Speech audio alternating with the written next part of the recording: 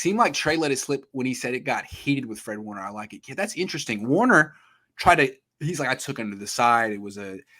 Trey was like, he yelled at me on the field. Yeah. Like, I need you to, and I know how I've been there before. Vets used to yell at Cap, and he used to scramble in practice. And he said, we're here to see you throw, Cap. Here to see you throw. Football players defensive players will get pissed in practice. Like, dude, you're not helping us.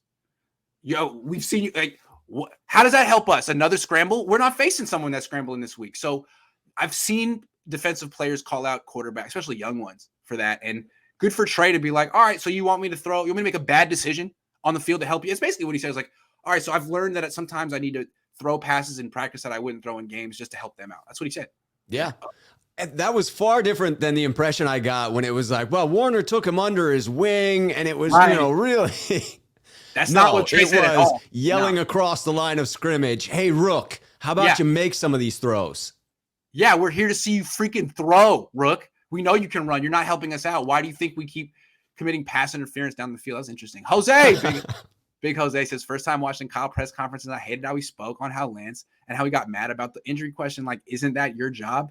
I mean, dude, if you had ruled him out and said, look, it's been real clear all week, he's hurt. This is the prognosis. He's not going to play. There wouldn't be follow-up questions, but you're making it a mystery.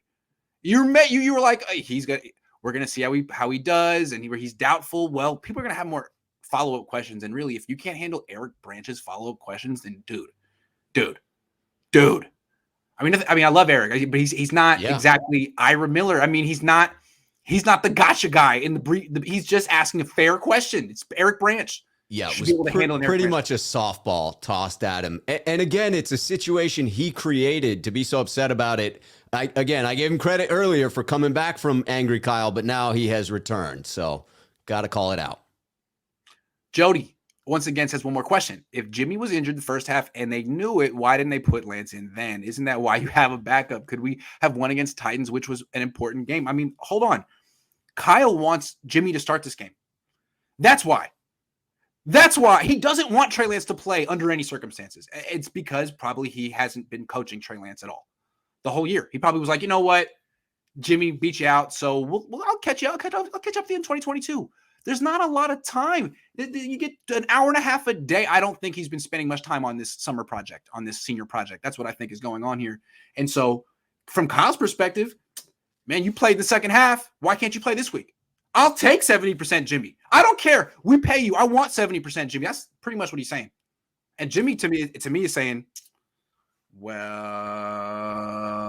you threw me under the bus. Yeah, you already replaced me. I'm not going to be here next year. Maybe I don't owe it to you to play 70%. I mean, no one's gonna fault me for not playing with a torn ligament in my thumb. I think a little bit of that's going on right now.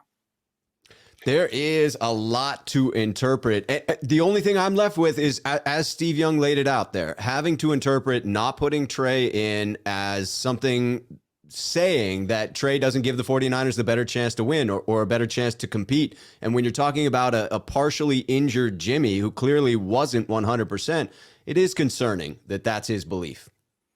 Ryan says, Happy New Year's, guys. Oh, my God. Seriously, Grant. Kyle acts like he's the greatest coach of all time, and he's a dumpster fire. You guys are the GOAT. Thank you. He's not a dumpster fire, but he does have he's similar to Chip Kelly, and they both of them act like they invented football. Like they are the greatest offensive mind of all time. And I think they both believe that. I think both Chip Kelly and Kyle Shanahan believe that they're the greatest ever. And that, Bill Walsh was great in his day, but they really can't compare to what they're doing now. And I just I don't really respect people who are that cocky. It's like, it's good to be confident, but dude, accomplish something. Win a Super Bowl. Don't lose two. Do something first. You didn't invent football. You inherited it from your dad. And I'm sorry. He's a good coach. He's a good coach. Shots fired. Shots fired. I took Kyle's response differently. To me, he was frustrated himself, meaning he doesn't do a good job fully explaining. So he's just going to let others explain, like the bone shape difference. Well, that's a very generous interpretation. I thought it was a little bit of a hissy fit, but that's just the way I saw it. I interpreted it more as the hissy fit as well. And I'm a Kyle Shanahan guy.